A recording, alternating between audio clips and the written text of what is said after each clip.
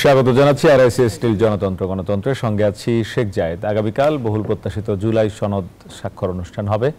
বেশ কয়েকটি রাজনৈতিক দল এরই মধ্যে স্বাক্ষরের ব্যাপারে ইতিবাচক মনোভাব দেখিয়েছে। কেউ কেউ আবার বলছেন যে শর্ত যেগুলো আছে, যে জুলাই সনদের আইনি ভিত্তি যদি না হয়, বিশেষ করে এনসিপি সরাসরি বলেছে যে তারা এটিতে জুলাই সনদের আইনি ভিত্তি ছাড়া তারা এটিতে স্বাক্ষর করবে না। এছাড়া আরও কয়েকটি দাবির প্রেক্ষিতে বামপন্থী কয়েকটি দলও এটিতে স্বাক্ষর না করার ঘোষণা দিয়েছে। বিএনপির মহাসচিব মির্জা ফখরুল ইসলাম আলমগীর বলেছেন জুলাই সনদের যে প্রস্তাবগুলো তাদের রয়েছে, বিশেষ করে নোট অফ ডিসেন্ট সহ যদি থাকে তাহলে তারা সেটি স্বাক্ষর করবেন। এছাড়া বেগম খালেদা জিয়া, জামায়াত ইসলামের আমির সহ বিভিন্ন রাজনৈতিক দলের নেতৃবৃন্দের কাছে এর মধ্যে জুলাই সনদের আমন্ত্রণপত্র পৌঁছে দেওয়া হয়েছে। ঐক্যমত কমিশনের পক্ষ থেকে প্রতিনিধিরা বিভিন্ন জায়গায় যেয়ে সেটি পৌঁছে দিয়েছেন। জাতীয় পার্টি জুলাই সনদ নিয়ে জাতীয় পার্টির আসলে কোনো মতামত বক্তব্য তেমনটি পড়েনি, তবে এই সংস্কার নিয়ে কথা বলেছেন জাতীয় পার্টির জিএম কাদের, যিনি এখন জাতীয় পার্টির চেয়ারম্যান যে অংশের। তিনি বলেছেন এই সংস্কারের কোনো আইনগত বৈধতা নেই, মানুষের সমর্থন নেই। আমরা কথা বলতে চাই জুলাই সনদের এই স্বাক্ষর নিয়েই, যে জুলাই সনদ নিয়ে যে রাজনৈতিক সংকটের কথা বলেছে বিএনপির যুগ্ম মহাসচিব রুহুল কবির রিজভী বলেছেন যদি দলগুলো এই জুলাই সনদে স্বাক্ষর না করেন তাহলে দেশের আকাশ কালো মেঘে ছেয়ে যাবে। এটি নিয়েও কথা বলতে চাই। তিনজন অতিথি আমাদের সঙ্গে স্টুডিওতে আছেন, তাদের সঙ্গে আপনাদের পরিচয় করেছি। সর্বডানে আছেন ব্যারিস্টার শামীম হায়দার পাটোয়ারি, মহাসচিব জাতীয় পার্টি। স্বাগত আপনাকে শামীম হায়দার পাটোয়ারি। পরবর্তীতে আছেন অ্যাডভোকেট মুজাহিদুল ইসলাম শাহীন, যুগ্ম আহ্বায়ক ও সাংগঠনিক সম্পাদক এনসিপি। স্বাগত আপনাকেও। আর আমার ঠিক পাশে আছেন মাওলানা আহমেদ আলী কাসেমি, সিনিয়র নায়েবে আমির খেলাফত মজলিস। স্বাগত আপনাকেও। কথা শুরু করতে চাই ব্যারিস্টার শামীম হায়দার পাটোয়ারি আপনাকে দিয়ে। এই যে সংস্কার নিয়ে দীর্ঘ সময় ধরে ঐক্যমত্য কমিশনের বৈঠক, রাজনৈতিক দলগুলোর আলোচনা, এগুলোতে কোনোটাতেই আপনারা ছিলেন না, আপনারা আমন্ত্রিতও ছিলেন না। আপনাদেরকে নিয়ে অন্যান্য রাজনৈতিক দলগুলোর আপত্তি আছে। তারপরও আপনাদের রাজনীতিতে আপনাদের অংশগ্রহণ এবং বক্তব্য গণমাধ্যমে যেভাবে আসছে, আপনার দলের চেয়ারম্যান বলেছেন এই সংস্কারেরই কোনো আইনগত বৈধতা নেই এবং মানুষের সমর্থন নেই। কি প্রেক্ষিতে এই ধরনের অবস্থান আপনাদের রাজনৈতিক দলের, এবং এই জুলাই সনদ নিয়ে আপনাদের পর্যবেক্ষণ জানতে চাই। একটা বিশাল আত্মত্যাগের মাধ্যমে বিগত সরকারের পতন হয়ে নতুন একটা সরকার এসেছে, অন্তর্বর্তী সরকার। কিন্তু সেই সরকারটা আসছে গণতন্ত্র উদ্ধারের জন্য মোটা দাগে। আগে গণতন্ত্র ছিল না, এই সরকার আছে গণতন্ত্র উদ্ধার করবেন। কাউকে বাদ দিয়ে কি গণতন্ত্র হয় কিনা অনেক যুক্তি থাকতে পারে। এখন 30টি নিবন্ধিত দল এই ঐক্যমত কমিশনে ইনভাইটেড না, 30টি নিবন্ধিত দল, তার মধ্যে আওয়ামী লীগ যোগ করলে হয়তো 31টি হবে। এই টোটাল 31টি অংশের ভোট ব্যাংক একটা বড় পার্সেন্টেজ। ঐক্যমত কমিশন পার্লামেন্ট না, কিন্তু ঐক্যমত কমিশন কিন্তু বিপ্লবী সরকার না, ঐক্যমত কমিশন সোভারিন না, ঐক্যমত কমিশনের কোনো কিছু থিওরিটিক্যালি বান্ডিং হবে না। ঐক্যমত কমিশনের স্ট্রেংথ হচ্ছে এটা বিপ্লব পরবর্তী একটি চেতনা। দ্বিতীয় স্ট্রেংথ হতে পারতো এটা সকলের ঐক্যমত কমিশন, মানে সকল দল এখানে আছে, যেটা হয়নি, ডেলিবারেটলি বাদ দেওয়া হয়েছে, আমাদেরকে ডাকা হয়নি, ডাকলে আমরা হয়তো বা সেই সময় যেতাম, বাদ দেওয়া হয়েছে। তৃতীয় হচ্ছে ঐক্যমত কমিশনে যারা আসছে তাদের মধ্যে এখন ঐক্য নেই, তাহলে এটা এখন একটা দুর্বল কমিশন হয়ে গেছে টোটালি। এবং এই দুর্বল কমিশনের ভিত্তিতে যে কাঠামো তৈরি হবে সেই কাঠামোটা টেকসই হবে কিভাবে? সেটা কি পার্লামেন্টকে বাইন্ড করবে?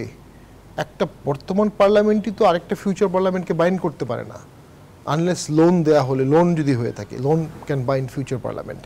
আর হচ্ছে মানে ইংল্যান্ডে বলা হয়ে থাকে যে পার্লামেন্ট যদি টেরিটরি ছেড়ে দেয় সেটাও পার্লামেন্টে ফেরত আনতে পারে না, যে ইন্ডিপেন্ডেন্স যেগুলো দিয়ে দিয়েছে এগুলো পার্লামেন্ট ফেরত আনতে পারে না। এছাড়া পার্লামেন্ট কিন্তু ফিউচারকে বাইন্ড করতে পারে না।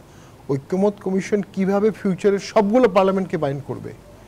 সাংবিধানিকভাবে এটা খুব কঠিন ব্যাপার। একটাই হতে পারতো, সকল দল যদি সেখানে থাকতো। একটি দল পালিয়ে গেছে, সেই দলকে আপনি সঙ্গতের কারণে ডাকতে না, কিন্তু বাকি দলগুলোকে যৌক্তিক কারণে ডাকা উচিত ছিল। সেখানে রিজার্ভেশন রাখা যেত যে অমুক অমুক ব্যক্তি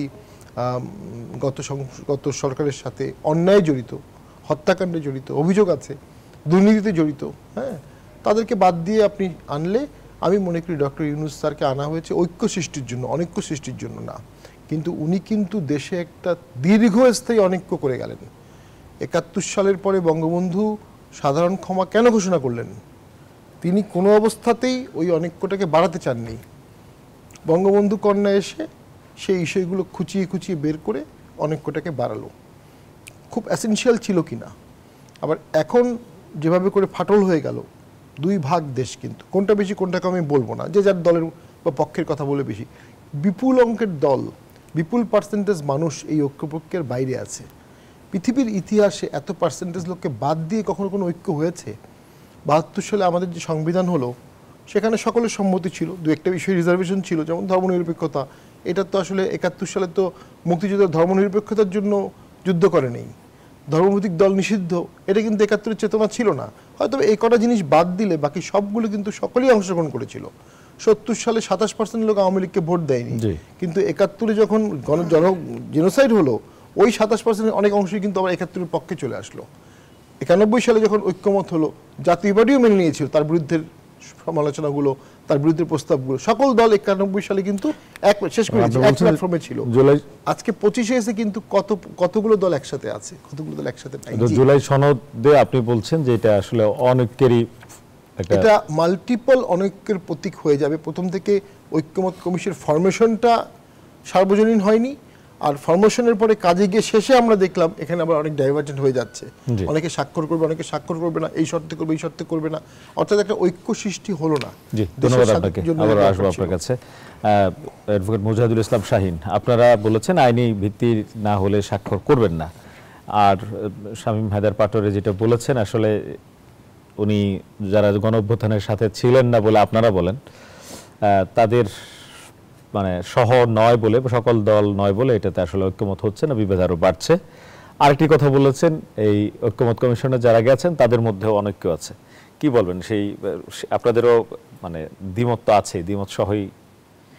জি, এখানে মানে আমাদের শ্রদ্ধাভাজন শামীম ভাই মানে যে কথা, মানে এখানে যে কয়টা কথা বললেন তার মধ্যে মানে ফার্স্ট কথা হলো অনৈক্যের যে বিষয়টা। তো অনৈক্য কোথায় আছে বা ঐক্য হবে কার সাথে? আপনি দেখেন গত ১৭ বছর শেখ হাসিনাকে ফেসিস্ট বানিয়েছে কারা? জিএম কাদের সাহেব বললেন যে এখানে জনগণের সমর্থন নাই। জনগণের সমর্থন কোথায় দেখবেন তিনি? এই জিএম কাদের সাহেব ভারতে গিয়ে নির্বাচনের আগে ভারতে গিয়ে এসে কি বললেন যে আমার সাথে গুরুত্বপূর্ণ আলোচনা হয়েছে, অনুমতি ছাড়া বলা যাবে না, অনুমতি ছাড়া বলা যাবে না। তো ভারতের অনুমতি ছাড়া, ভারতের অনুমতি ছাড়া বলা যাবে না। তো এই শেখ হাসিনাকে ফেসিস্ট হতে সহযোগিতা করছেন কারা? তারা তো শামীম ভাইদের দল, এই জিএম কাদেররাই তো করছেন। তারা তার কাছ থেকে সুবিধা নিয়েছেন এবং তাকে ফেসিস্ট বা একটা দানবে পরিণত করছেন। যখন সেই দানব পালিয়ে গেছেন তারা এখনও এখানে আছেন। এখন বাংলাদেশের মানুষ তো একজন ফেসিস্টের সহযোগিতাকে তো মানে ঐক্যের মধ্যে নিয়ে আসবে না। এখানে এখন যারা এক্সিস্টিং আছে, যারা ভিকটিম ছিল, তারা বাংলাদেশে এখন নেতৃত্ব দিচ্ছে এবং তারা বৈষম্য দূর করার জন্য আসছে। এখানে অনৈক্যের কোনো বিষয় নাই যে সবাইকে ঐক্য করতে হবে। আপনি কাকে নিয়ে ঐক্য করবেন? আপনি আওয়ামী লীগকে নিয়ে ঐক্য করার জন্য যে ঠিক আছে আপনি যা করছেন আমরা ভুলে গেলাম। আপনি হলো এই যে ১৭০০ মানুষ আপনি এখানে মানে মেরে ফেলেছেন, শহীদ করেছেন, আপনি প্রায় ৩০,০০০ মানুষকে আহত করেছেন, তা আপনি ঐক্য করবেন কার সাথে? সুতরাং আপনার ফেসিজমের মূল হলো আওয়ামী লীগ এবং তার হলো সহযোগী হিসাবে এই পারপেট্রেটর বলছেন ৩০টি দল মানে ডাক পায়নি আলোচনায়। না, ৩০টি দলের মধ্যে আপনি দেখেন যে জীবিত দল কয়টা আছে? এই জীবিত দলই তো অনেকটাই। আপনি অস্তিত্ব আপনি মানে আপনাকে যদি বলতে বলা হয় যে আপনি এখানে ৫টা দলের নাম বলেন, আপনি বলতে পারবেন? আওয়ামী লীগ জাতীয় পার্টি বাদে আপনি বলতে পারবেন না। সুতরাং বাংলাদেশে বর্তমানে কারেন্ট যে দলগুলো এখন বর্তমানে রাজনীতি করতেছে তাদের অলমোস্ট সবাইকে ডাকা হয়েছে এক্সেপ্ট আওয়ামী লীগ এবং জাতীয় পার্টি। এখন আপনি আওয়ামী লীগ জাতীয় পার্টিকে যদি আপনি ডাকেন তাহলে তো শহীদদের রক্তের সাথে বেইমানি করা হবে, কারণ তারা সর্বদা বলেছে যে এই কি বলে তারা ফেসিজমকে রক্ষা করেছে, তারা রাতের ভোট করেছে। আপনি দেখেন এই মানে শামীম ভাইও ছিলেন, সেই রাতের ভোটে তারা এমপি হয়েছেন এবং হলো এই ভোটের বিরুদ্ধে তারা কখনো কথা বলেন নাই। তারা বাংলাদেশে শেখ হাসিনার বিরুদ্ধে কখন কথা বলছেন যে এই যে এখানে বৈষম্য হচ্ছে, এখানে গুম হচ্ছে, খুন হচ্ছে? আপনি দেখেন আজকে একটা আলোচিত বিষয় হলো এই যে ব্যারিস্টার আরমান ভাই, আমাদের কোর্টের সবার কুলিক আরমান ভাই কীভাবে লুঙ্গি পরে ঘুরে বেড়াচ্ছে। তো এই যে গুম, আপনার এই যে এনফোর্স ডিসঅ্যাপিয়ারেন্স যেগুলো হয়েছে, ইলিয়াস আলী আজকে এখনও ফেরত আসে নাই, কই? আপনি দেখছেন জাতীয় পার্টিকে কোনোদিন কথা বলতে এই বিষয়ে? তাহলে আপনি তাকে ঐক্যে কোথায় ডাকবেন? সুতরাং এখানে ঐক্যবদ্ধ হওয়ার জন্য জাতীয় পার্টিকে আমার মনে হয় প্রয়োজন নাই। এবং ডক্টর ইউনূস আবার কোনো ফেসিজম প্রতিষ্ঠা করতে আসেন নাই, তিনি বৈষম্য দূর করতে আসছেন। এই বৈষম্য দূরীকরণের সময় আপনি দেখেন বাংলাদেশের মানুষের জন্য যে মানে যে পরিবর্তনগুলো দরকার, যে সংস্কারগুলো দরকার, সেগুলোর বিষয়ে আলোচনা হচ্ছে এবং এই সংস্কারের বিষয়ে কিন্তু এই ঐক্যমত কমিশনে অনেক বিষয় ঐক্যমত হয়েছে। আপনার মানে গুরুত্বপূর্ণ কয়েকটি বিষয় ঐক্যমত হয় নাই। পাশাপাশি আপনি দেখেন যে এই সনদ বাস্তবায়নের আইনি প্রক্রিয়া কী হবে। ভাই একটা কথা বললেন যে আপনার মানে ডিক্লারেশনের মাধ্যমে ভবিষ্যৎকে বাইন্ডিং করা যায় না, ভবিষ্যৎকে বাইন্ডিং করা যায়। আপনি যখন দেখবেন যে ইন্টারন্যাশনাল মানে ক্রিমিনাল কোর্টের একটা স্ট্যাটিউট আছে, তার অধীনে একটা মানে একটা ডিক্লারেশন আছে, ওই ডিক্লারেশনে কেউ সাইন করলে পরবর্তী দিনই সেটা অনুযায়ী বাধ্য হবে। তো যেখানে আইনগতভাবে ডিক্লারেশনের লিগ্যাল ফোর্স আছে এবং এটাকে বাধ্য করার মতো আইনি ভিত্তি আছে, যদি এই ঐক্যমত কমিশন প্লাস বর্তমান সরকার যদি একটা ঘোষণা দেয় যে এখানে যারা যারা স্বাক্ষর করবেন এটা বাইন্ডিং ফোর্স হবে তাদের জন্য এবং আগামী সংসদীকে তারা বাস্তবায়ন করবেন অথবা এখনই বাস্তবায়ন করবেন। সুতরাং আপনারা স্বাক্ষর করবেন না বলছেন? আমরা বলেছি যে এই যে আপনি যে আমাদেরকে মানে যে সনদটা দিয়েছেন বা যে আপনি যে আমাকে ডিক্লারেশনটা দিয়েছেন, এই ডিক্লারেশন কবে বাস্তবায়ন হবে এই বিষয়ে সুনির্দিষ্ট কোনো কিছু বলা নেই। তা আমি একটা আপনি আপনাদের সাথে কি যোগাযোগ করেছে এটা বলার পরে সরকারের? আমাদের সাথে এখনো অফিসিয়ালি কোনো যোগাযোগ করা হয় নাই। আপনি দেখেন কিছুদিন আগে ঘটা করে একটা জুলাই সনদ স্বাক্ষর করা হলো মানে সংসদ ভবনের সামনে। এই স্বাক্ষর করার পরে কি হলো, এখন পর্যন্ত এটার এক্সিকিউশনটা কি হলো আমরা কিন্তু কিছুই দেখতে পাচ্ছি না। তাহলে আপনি এত বড় এমন কেন হচ্ছে কি মনে হয় আপনার? আপনি এত বড় অনুষ্ঠান করে এটা ঘোষণা করলেন কিন্তু তার রেজাল্ট কি আসলো? আমরা এই বিশাল একটা বিপ্লব হলো, একটা আন্দোলন হলো বা একটা অভ্যুত্থান হলো, অভ্যুত্থানের পরে এই যে ঘোষণাপত্র এখন আসবে, এই ঘোষণাপত্র কবে বাস্তবায়ন হবে তার যদি আপনি কোনো রূপরেখা না দেন তাহলে এই কাগজের স্বাক্ষর করা না করা কি আসে যায়। বরং এইটা যদি থাকতো যে এইটা একটা কনস্টিটিউশনাল অর্ডারের মাধ্যমে বা অন্য কোনো লিগ্যাল ফ্রেমওয়ার্কের মাধ্যমে বাস্তবায়ন করা হবে তাহলে কিন্তু এই ঘোষণাপত্রে স্বাক্ষর করলে অনুষ্ঠানে কি আপনারা যাবেন? এটা কার্যকর হতো। আমাদের এখন পর্যন্ত আমাদের পার্টি ডিসিশন হলো যে আমরা যেহেতু এখানে কোনো বাইন্ডিং ফোর্সের কোনো বক্তব্য নাই, এই জন্য আমরা এই আমরা এই অনুষ্ঠানে যাব না। কিন্তু যদি এখন পর্যন্ত কোনো সিদ্ধান্ত এরকম হয় যে না এটাকে একটা লিগ্যাল ফ্রেমওয়ার্কের মধ্যে নিয়ে এসে বাস্তবায়ন করার প্রক্রিয়া এখানে বলা হবে তাহলে আমরা আমাদের সিদ্ধান্ত পরিবর্তন করে আমরা এখন যেতে পারি। আবার আসবো আপনার কাছে। মাওলানা আহমদ আলী কাসেমি, আপনাদের 7 দলের আজকে একটি বৈঠকও ছিল। ঐক্যমত কমিশনের এই যে সিদ্ধান্ত কালকে জুলাই সনদ স্বাক্ষর হবে, আপনারা যাচ্ছেন কিনা এবং আপনাদের মধ্যে কি ধরনের আলোচনা হচ্ছে যতটুকু বলা যায় আমাদেরকে যদি একটু জানান। বিসমিল্লাহির রহমানির রহিম। শ্রদ্ধেয় সঞ্চালক এবং আমার সহ আলোচকবৃন্দ, শ্রোতাবৃন্দ, আমাদের মানে ঐক্যমত কমিশনের বৈঠকে যে সিদ্ধান্তগুলো হয়েছে প্রায় 84টা সিদ্ধান্ত এখানে এসেছে যেগুলো জুলাই সনদের মধ্যে থাকবে। তো আমরা আমন্ত্রণ পেয়েছি, আমরা সেখানে থাকব এবং বৈঠকে তো অনেক কিছুই আলোচনা হয়েছে, সব তো আর টকশোতে বলা যায় না। জি, আমরা এখানে আমার পাশে 2 জন বড় মাপের আইনজীবী আছেন, তারা বক্তব্য রাখছেন।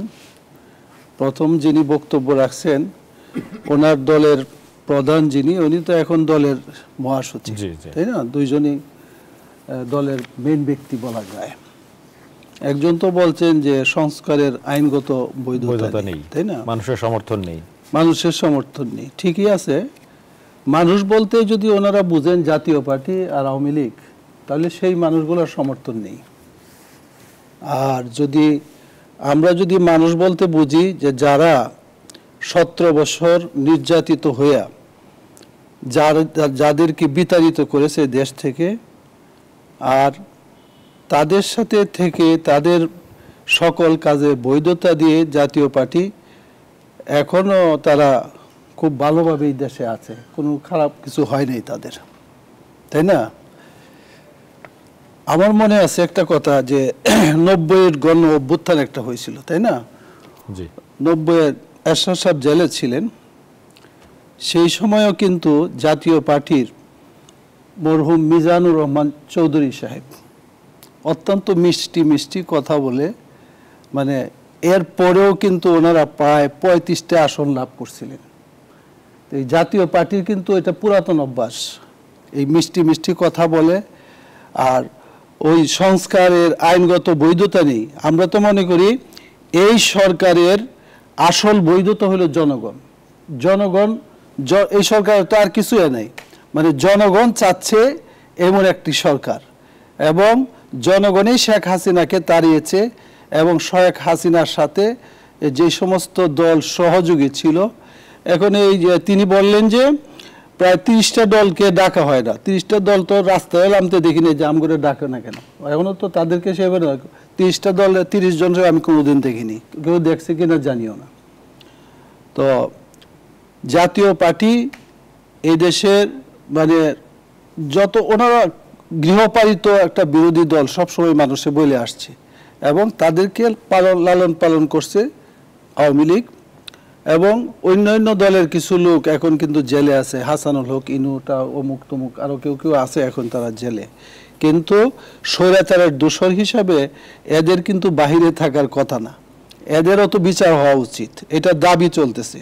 তো মানুষের সমর্থন নেই এই কথা বলে কি হয়? মানুষই তো এখন পর্যন্ত ডক্টর ইউনূসের সমর্থন এবং তার জাতীয় তার নেতৃত্বে মানে সে যে ঐক্যমত্য কমিশন গঠন করছেন তার নেতৃত্বে এইখানে উনি বলেছেন ঐক্যমত কমিশনে আপনাদের মধ্যে অনেক আছে। হ্যাঁ অবশ্যই ভালো কথা, এইটা তো একটা ভালো কথা, কারণ আমাদের মধ্যে তো ভিন্ন মত থাকবে।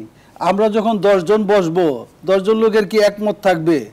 10 জন লোক সবার মত পেশ করার যে একটা সুযোগ এক জায়গায় পাচ্ছে, এইটাই তো আমরা মনে করি একটা বড় জিনিস। আর সবার মধ্যে একমত থাকবে কেন? ভিন্ন মত হওয়া রাজনীতির মানে গণতন্ত্রের চর্চার মধ্যে তো ভিন্ন মত থাকবে, ভিন্ন মতের প্রতি শ্রদ্ধা থাকবে, ভিন্ন মতের পরে একটা ফয়সালা এখানে হবে। জুলাই সনদের আইনি ভিত্তি নিয়ে আপনাদেরও দাবি ছিল এবং যে 7 দল যে আন্দোলন করছেন আপনারা, আমরা জায়গায় আপনারা স্বাক্ষর করতে যাচ্ছেন, এনসিপি যাচ্ছে না, এনসিপি যাচ্ছে না, এটা তো আমি এখনো পর্যন্ত ওনার অফিসিয়াল বক্তব্য হিসেবে আমি মনে করি না, আমি মনে করি না আর কি, অফিসিয়ালি বলেছে তারা, অফিসিয়াল বক্তব্য বলে। শুনেন এটারই আছে মানে যে কোনো জিনিস কারো দাবি দাবা বানতে এইখানে ঐক্যমত্য কমিশনের কিন্তু আমাদের এখানে সময় বাড়ানো হয়েছে, এটা দেখছে একটু আগে নিউজে আমি দেখলাম, তাই না? সুতরাং অধিকাংশ লোক যদি স্বাক্ষর হয়ে যায়, কারো স্বাক্ষর যদি একদিন পরে হয়, এটার মনে হয় যে সুযোগ আছে, এটা সুযোগ দেওয়া যাবে। তো সুতরাং ওনারা যে বললেন যে এই সরকারের মানে যা কিছু কাজ করতেছে এগুলা দুর্বল হবে। কেন দুর্বল হবে? জনগণ তো এই সরকারের পাশে আছে, জনগণ তো এখন পর্যন্ত আগামী মানে এই সরকারকে জনগণ বসাইছে 3টাই, যে কি করতে হবে? সংস্কার করতে হবে, বিচার করতে হবে, হ্যাঁ, এবং নির্বাচন করতে হবে। এবং সংস্কার ওনারা কিছু করছেন বা কিছু শুরু করছেন, বিচারও শুরু হয়েছে, নির্বাচন হবে সময় মতে, তাই না? তো সুতরাং এই সরকারকে বৈধতা দিয়েছে জনগণ, আর ওই সরকারকে তাড়াইছেও জনগণ। বাংলাদেশ থেকে বিতাড়িত করছে জনগণ, আবার ইউনূস সরকারকে বসাইছে জনগণ। সুতরাং জনভিত্তি যদি কোনো সরকারের থাকে তাহলে তার এগুলা আইনগত সংস্কারের আইনগত বৈধতা থাকে না, এই উনি বললে হবে। স্বৈরাচারের দোষরা যদি বলে যে এদের আইনগত বৈধতা হবে না, হ্যাঁ, তাহলে কিসের আইনগত বৈধতা হবে? সংস্কার করার জন্য জনগণের মেন্টেড মানে একটা অঘোষিতভাবে ডক্টর ইউনূস যে নির্বাচন করার, সংস্কার করার, বিচার করার, এগুলার জনগণ তাদেরকে এই দায়িত্ব দিয়েছে এবং জনগণ এখনও তাদের সেই দায়িত্ব তারা প্রত্যাহার করে নেয়। সুতরাং উনি আরেকটা কথা বলছেন মারাত্মক, সেটা হলো যে দীর্ঘ অনৈক্যের একটা ডক্টর ইউনূস সাহেব দীর্ঘ একটা অনৈক্যের তৈরি করছেন এখানে। আমি এইটারও বিরোধিতা করি। কিসের অনৈক্য? উনি তো এই ঐক্যমত্য কমিশনের মাধ্যমে সকল দলগুলার কথা বলার সুযোগ হয়েছে। শুধুকারী স্বৈরাচারের দূষর যারা একবারে চিহ্নিত দূষর, তাদেরকে এখানে সেই সুযোগ দেওয়া হয় না এবং জনগণ কোনোদিন বলেও নাই যে তাদেরকে সুযোগ দেওয়া হয়, কোনো জনগণ তাদেরকে সুযোগ দেওয়ার কথা বলে নাই। সুতরাং জনগণের যাদের পিছনে জনগণ নাই, জনগণ যদি ওদের পিছনে থাকতো তাহলে তো হাসিনা চলে যেতে হয় না দেশ থেকে। হাসিনার পিছনে জনগণ তো তাড়াইছে। সেই জন্য এইগুলা আমরা মনে করি যে, তবে জুলাই সনদের আমরা চাই যে জুলাই সনদের একটা আইনি ভিত্তি প্রয়োজন। হ্যাঁ, সেই আইনি ভিত্তির জন্য বিভিন্ন আলাপ আলোচনা হয়েছে। কালকে স্বাক্ষর হওয়ার পরে এটা আইনি ভিত্তি দেওয়ার যে সমস্ত প্রক্রিয়া বিভিন্ন দল বলেছেন, আশা করি সেই প্রক্রিয়ায় অগ্রসর হইলে জুলাই সনদ আইনি ভিত্তি হবে এবং সকল সংস্কারও আইনি বৈধতা পাবে। জি, ধন্যবাদ আপনাদের তিনজনকে। একটা বিরতির সময় হয়েছে, বিরতি থেকে এসে শামীম পাটোয়ারি উনি কিছু কথা বলেছেন, আপনি জবাব দিতে পারবেন। দর্শক, কথা বলছি জুলাই সনদ নিয়ে যে রাজনৈতিক সংকট, এই প্রসঙ্গে তিনজন অতিথি সঙ্গে আছেন। একটা বিরতি নিচ্ছি, ফিরছি একটু পর, সাথে থাকুন। বিরতির পর আবারও স্বাগত। দেখছেন RICST জনতন্ত্র গণতন্ত্র। চলে যেতে চাই সরাসরি ব্যারিস্টার শামীম হায়দার পাটোয়ারি আপনার কাছে। বেশ অনেকগুলো তির্যক প্রশ্ন আপনার দিকে এসেছে। রাতের ভোটের এমপি আপনি, এবং আপনারা আওয়ামী লীগের সহযোগী ছিলেন, এবং সহযোগী হওয়ার কারণে আপনাদের ডাক আসছে না, বরঞ্চ আপনাদের নিষিদ্ধের দাবি উঠছে। কি বলবেন? জি, আমাদের 3টা ভোট প্রশ্নবিদ্ধ, কোনো সন্দেহ নাই। আমরা সেই প্রশ্নবিদ্ধ ভোটেই এমপি হয়েছি এবং থেকেছেন, পুরোটা থেকেছি। এর আগেও এমপি হয়েছি। জাতীয় পার্টি কিন্তু এই ভোটের সময় গজে তোলা কোনো দল না। 365 দিন রাজনীতি করা 40 বছরের পুরনো দল 9 বার ইলেকশন করেছে। 91-এর ভোটে কাশিম হুজুর সাহেব যেটা বললেন, 35টি আসনে আমরা জিতেছি। সব মন্ত্রী জেলে ছিল, এরশাদ স্যার জেলে ছিল, তার ফ্যামিলি জেলে ছিল। গুম খুন নিয়ে কোনো কথাও বলেননি আপনারা? 70টি আসনে তখন আমরা সেকেন্ড হয়েছিলাম। গুম নিয়ে সংসদে আমরা বহু কথা বলেছি, আমি নিজে বক্তব্য দিয়েছি, সংখ্যা বলেছি যে 560 জন গুমের অভিযোগ আছে, এটা এই সরকারের বিরুদ্ধে স্পষ্ট বলেছি। হ্যাঁ, বলার বাইরে আমরা হয়তো আন্দোলন করতে পারতাম, রক্ত দিতে পারতাম, যেটা জামাত, বিএনপি বা অন্যান্য দল দিয়েছে, আমরা সেটা দেইনি। সেটার জন্য কিছু দায় আমাদের আছে। যখন 21শে আগস্টে গ্রেনেড হামলা হলো, মনে আছে? জি। তখন কি জামাত রক্ত দিয়েছিল ওটার বিরুদ্ধে? বিএনপি রক্ত দিয়েছিল? তাদের অ্যালায়েন্সটা দিয়েছিল? 15ই ফেব্রুয়ারি একটা ভোট হয়েছে বাংলাদেশে, মানে এটাই বাংলাদেশের প্রথম বিতর্কিত ভোট না, কিন্তু 15ই ফেব্রুয়ারি একটা ভোট হয়েছিল, যেটা জামাত বর্জন করেছিল, আওয়ামী লীগ বর্জন করে, জাতীয় পার্টি বর্জন করেছিল, বিএনপি করেছিল। তাই বলে কি বিএনপি ভোট থেকে আউট হয়ে যাচ্ছে? রাষ্ট্র একটা বিশাল চেতনা, বিশাল চিন্তা। ওনারা বলছেন যে আওয়ামী লীগের লোকজন পালিয়ে গেছেন, কেউ জেলে আছেন, এখানে একটা জয়ী শক্তি থাকবে, আপনারা বাইরে। আমরা আছি, এটা আমাদেরকে দয়া করে রেখেছে, এই দয়ার জন্য আমরা কৃতজ্ঞ। এদেশের নাগরিক আমরা। উনি বলেছেন বিচার হওয়া দরকার আপনাদের। যাদের দোষ আছে অবশ্যই বিচার হবে। যদি কারো হত্যার অভিযোগ থাকে, গণহত্যার অভিযোগ থাকে, দুর্নীতি থাকে, তাদের বিচার হবে। এদেশের মালিকানা 18 কোটি লোকের মধ্যে আমাদেরও আছে। এটা কিন্তু সেই সুলতানি আমল বা তার আগের আমল না, বা তার আগের আমল না, যে কেউ একজন আসলো, দেশ দখল করলো, বাকি সবাইকে বের করে দেবে। মোহাম্মদ ঘুরি বা সুলতান মাহমুদের দেশ দখল না, বা অন্য নজির না, তারা বের করেনি, মানে এটা ডাইরেকশন আছে আর কি। হ্যাঁ, না যাই হোক, মানে তারা তখন তো আর ভোটাধিকার ছিল না। তার মানে আপনি কিন্তু আমার ভোটাধিকার রাখছেন, আমাকে ভোট দিতেও ইনভাইটও করবেন, কিন্তু আমাকে আলোচনায় রাখবেন না। কিন্তু আপনি সংস্কার করছেন আমার দেশের, যে সংস্কার আপনি করবেন এটা দিয়ে আমি এফেক্ট হব। আর আমি আমার ব্যক্তিগত আন্ডারস্ট্যান্ডিং বলি, এত সব কিছু করেও যদি দেশটা ভালো চলতো বা সামনে ভালো চলবে আমি দেখতাম, এটা আমার ব্যক্তিগত অভিমত, আমি এটা মেনে নিতাম। ঠিক আছে, আমাদেরকে বাদ দিয়েছে, কোনো অসুবিধা নাই। ভালো তো চলছে না এবং ভালো চলবে না, আমি গ্যারান্টি দিয়ে বললাম। কেন চলবে না ভালো? কারণ এটা কোনো, এই প্রক্রিয়ায় কোনো ভালো চলার নজির নেই পৃথিবীতে। আপনি এত সংখ্যক লোককে বাদ দিয়ে, ক্ষুব্ধ করে, প্রক্রিয়ার বাইরে রেখে চাপিয়ে দিয়ে একটা সংস্কার করতে পারেন না, সেই সংস্কার টিকবে না। জিএম কাদের ভারত থেকে এসে কথা বলতে পারেনি, তাই তো? এই সরকার নন ডিসক্লোজার ক্লজ দিয়ে ট্রিটি করেছে, কিছু ক্লজ উন্মোচন করেনি। সেটা কি আগে হয়নি? না, আগে হয়নি, এই প্রথম হয়েছে। যদি আগে হয়েও থাকে, আদানির সাথে সেই চুক্তিগুলো, না, সেই চুক্তি কি ব্যান করেছে সরকার? ব্যান করেনি, একটা তো ব্যান করেনি। ইয়া করছে। আচ্ছা, ওই সরকারটা করেছে, ওই সরকারটা করেছে বলে এই সরকার করবে? ওই সরকার গুম করেছে বলে এই সরকার গুম করবে? এমন ভাবে বলছেন যে নতুন হচ্ছে। না, নতুন হচ্ছে না, আগে হয়নি না, এই সরকার করেছে। এবং এই সরকার একটা অনির্বাচিত সরকার, সে যদি নন ডিসক্লোজার ক্লোজ দিয়ে করে, তার দায়বদ্ধতা কোথায় আসবে? আর একটা পার্লামেন্টারি সরকার থাকলে আপনি পার্লামেন্টে প্রশ্ন তুলতে পারেন, কিন্তু অন্য সরকার পার্লামেন্টে প্রশ্ন তুলতে পারবেন না। এখন আসেন এনসিপি নিয়ে বলি। এনসিপির শীর্ষ নেতারা বিপ্লব করেছে 45 দিন। 45 দিনের আগে তারা ছাত্রলীগ করতো, স্বৈরাচার তারা। আমাদের যে স্বৈরাচার দোষরই, তারা স্বৈরাচার নিজেরাই, তাদের বাবারা আওয়ামী লীগের কমিটিতে ছিল। তার মানে কি 45 দিন পরে, আগে যদি এই বিপ্লব না হতো, তারা আবার আওয়ামী লীগে ব্যাক করতো, বলতো আমরা আওয়ামী লীগই করি, ছাত্রলীগই করি, বৈষম্যবিরোধী আন্দোলন, আবার চলে এসেছি। এখন তো বিপ্লব হয়ে গেছে, সফল হয়ে গেছে, তারা এখন হিরো হয়ে গেছে, হিরোইজমটা নিয়ে নিয়েছে, এবং তাদের বিরুদ্ধে দুর্নীতির অভিযোগ আসছে। আপনারা ছিলেন না বলে আপনারা হিরো হন না। আমরাও টকশোতে বিপ্লব করেছি, সেই সময় স্পষ্ট কথা বলেছি, কিন্তু যারা জয়ী হয়েছে তারা চাচ্ছে জয়ের ভাগটা তারা নেবে। শেষ করে দিচ্ছি, এই যে দুর্নীতিগুলো হলো এনসিপির অনেকের বিরুদ্ধে, এটা কিভাবে বিপ্লবের চেতনার সাথে যায়? এখন বলবেন আগেও হয়েছে, যদি আগেও হয়ে থাকে তাহলে আবার বিপ্লব হবে। তা দেশে একজনকে তো দায়িত্ব নিয়ে এটাকে থামাতে হবে। দেশ তো এটা, রাষ্ট্র তো এটা, মানুষ তো একটা ঘনবসতির দেশ, কাউকে না কাউকে অ্যাকোমোডেটিভ হতে হবে। সেখানে জয়ী শক্তি প্রাধান্য পাবে, কোনো সন্দেহ নেই, কিন্তু বাকিদেরকে টোটাল বাদ দিলে আমার মতে এটা কোনো গণতান্ত্রিক কাঠামোতে দাঁড়াবে না। জি, অনেক ধন্যবাদ আপনাকে।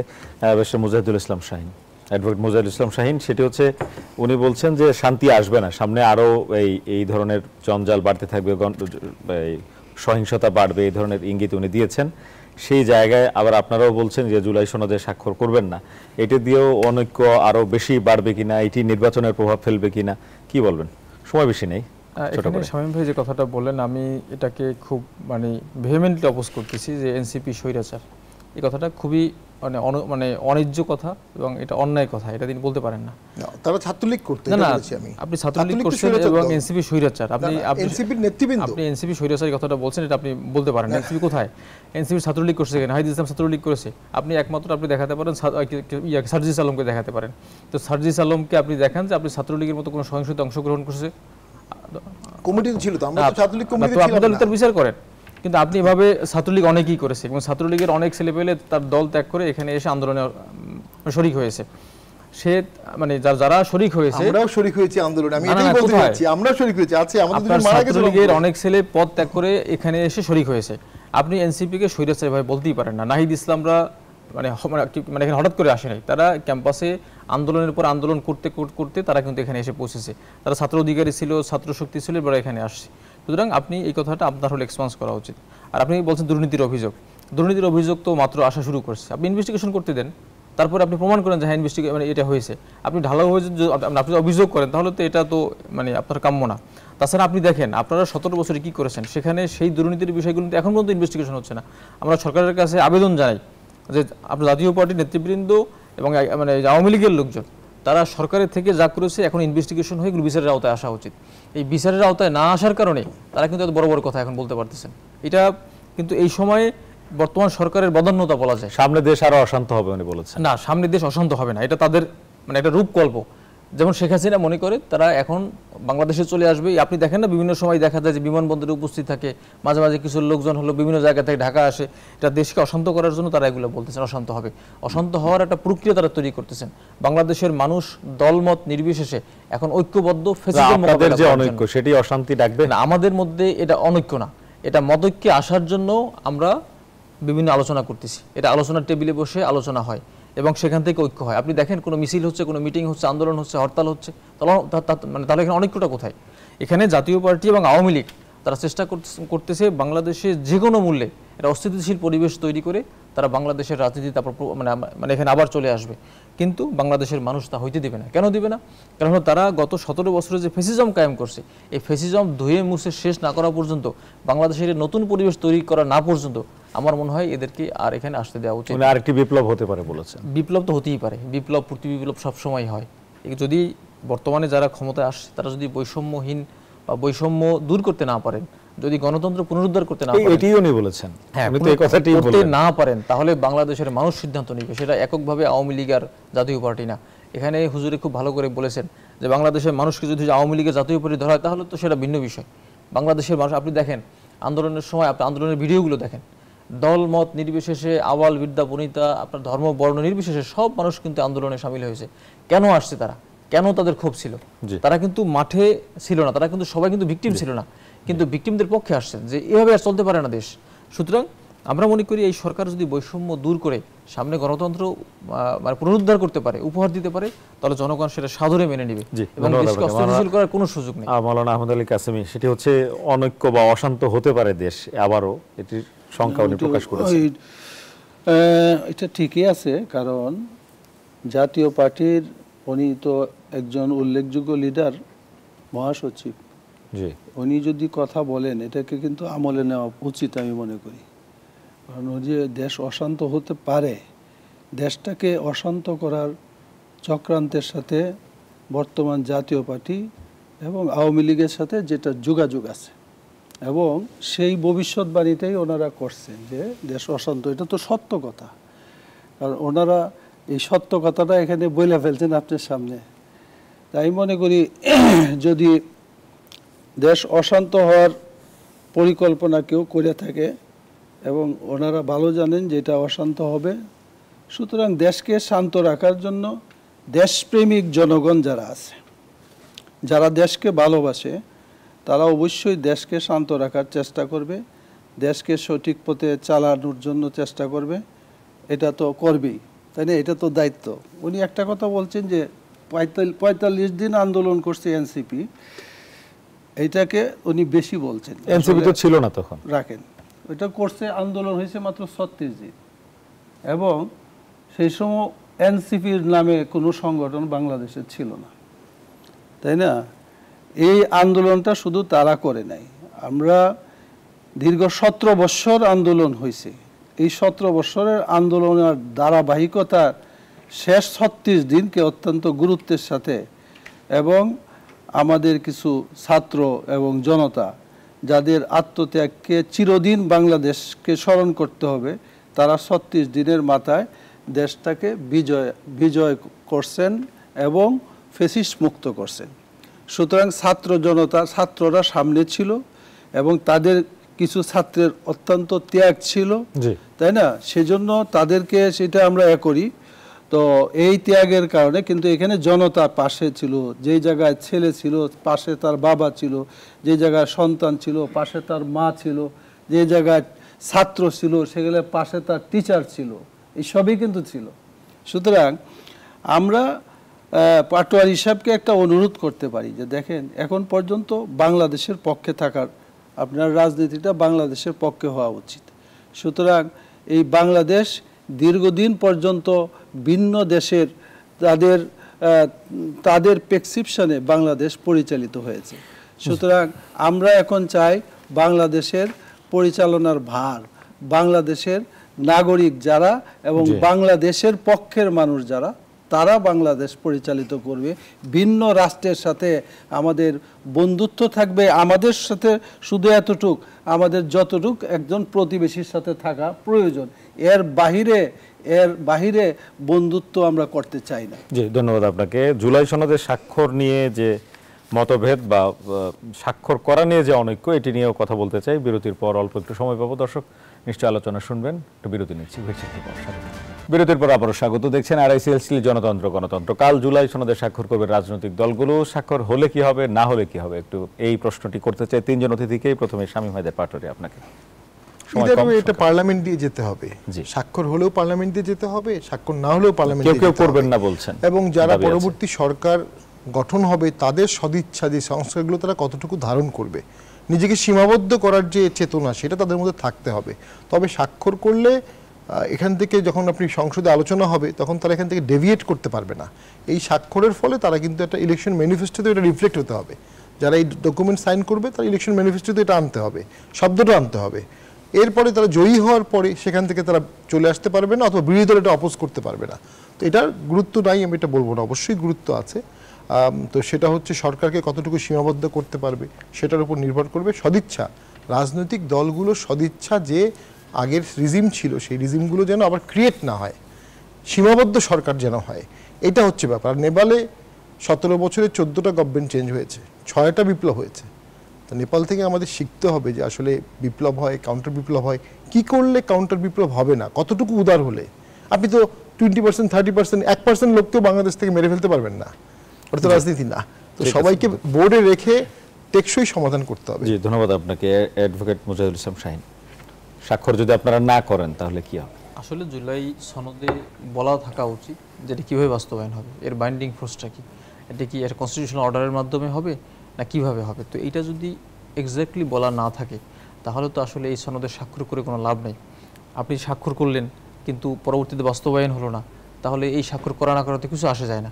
যেটা আমাদের দলের পক্ষ থেকে দলীয় দাবি ছিল এটাকে একটা কনস্টিটিউশনাল অর্ডারের মাধ্যমে নিয়ে আসেন, যে সমস্ত দল যারা আগামীতে, অথবা যে দল আগামীতে ক্ষমতায় যাবে তারা এটা কীভাবে বাস্তবায়ন করবে, অথবা এখনই বাস্তবায়নযোগ্য কিনা একটা সাংবিধানিক অর্ডারের মাধ্যমে সেই বিষয়ের ঘোষণা থাকলে এনসিপি সেখানে আপনার স্বাক্ষর করতো। কিন্তু যদি এখানে এটা বলা না থাকে তাহলে আমি স্বাক্ষর করলেই কি না করলেই কি। সুতরাং আমি স্বাক্ষর করে এখানে দায় নেওয়ার কি আছে? আমি এখানে স্বাক্ষর করলাম কিন্তু আপনারা হলো এটা বাস্তবায়ন হলো না, তখন তো জনগণ বলবে যে আপনারা স্বাক্ষর করছেন কেন বাস্তবায়ন হয়নি।